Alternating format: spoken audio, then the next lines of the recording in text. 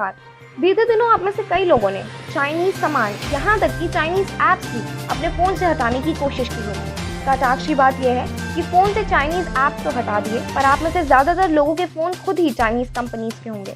आज हम इसी मुद्दे पर बात करेंगे कि कुछ चाइनीज कंपनीज को बॉयकॉट करना कितना मुश्किल साबित हो सकता है। आप देख रहे हैं करंट न्यूज़ और मैं हूँ श्रुति।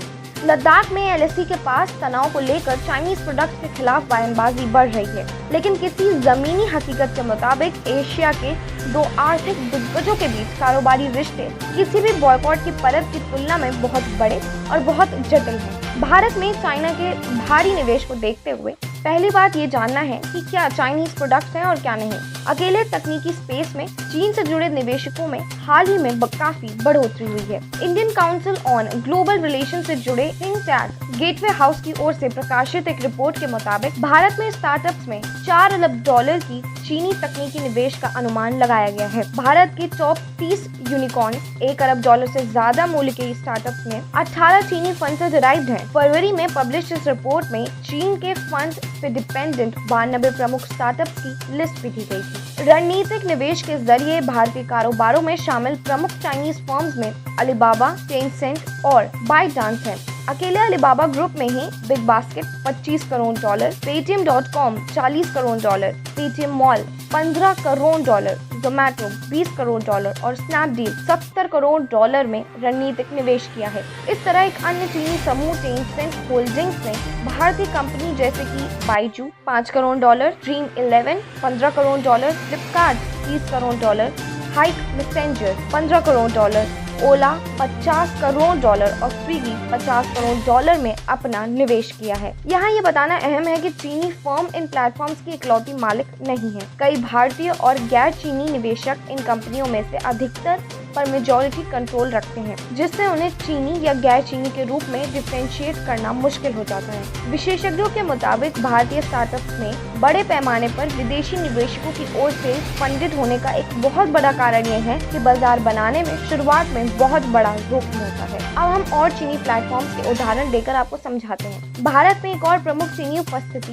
टिकटॉक के रूप में है, जिसके 20 करोड़ से अधिक सब्सक्राइबर्स हैं और इसने भारतीय बाजार में यूट्यूब जैसे बड़े प्लेटफॉर्म को टक्कर देने की कोशिश की है। टिकटॉक की मूल कंपनी बीजिंग में है। ये फर्म बाइटडांस के नाम से जानी जाती है। ये समूह हाल ही में भारत में चीनी विरोधी कंटेंट को कथित रूप से सेंसर करने के लिए चर्चा में रहा है। मोबाइल डेटा और एनालिटिक्स प्लेटफॉर्म ऐप एनी की 2019 की रिपोर्ट के मुताबिक भारत में शीर्ष ऐप डाउनलोड का 50% चीनी निवेशकों के साथ था, जैसे कि यूसी ब्राउजर, शेयरिट, टिकटॉक और वीगो वीडियो आदि। इन ऐप्स का ग्रामीण और शहरी भारत दोनों में ही अहम यूजर बेस है। हार्डवेयर ऐप्स में चीनी कंपनियों का दबदबा और भी ज्यादा है। Global business analysis firm quarter point research के मुताबिक भारतीय स्मार्टफोन बाजार में चीनी ब्रांड्स की बाजारी हिस्सेदारी 2019 की पिछली तिमाही के दौरान ही रिकॉर्ड 67% तक पहुंच गया था। चीनी फोन ब्रांड्स जैसे कि Xiaomi, Vivo और Oppo भारत के घर घर में जाने वाला नाम है। हालांकि प्रमुख चीनी फोन कंपनियों में से एक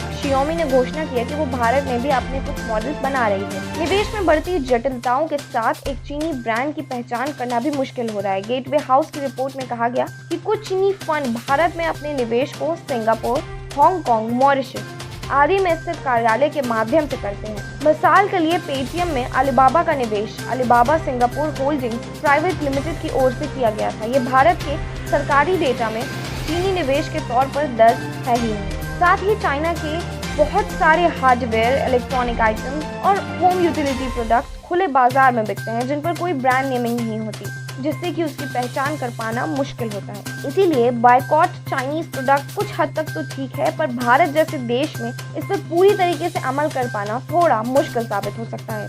अगर आपको हमारी ये वीडियो पसंद आई तो इसे लाइक और शेयर जरूर करें। चैनल को सब्सक्राइब करना ना भूलें।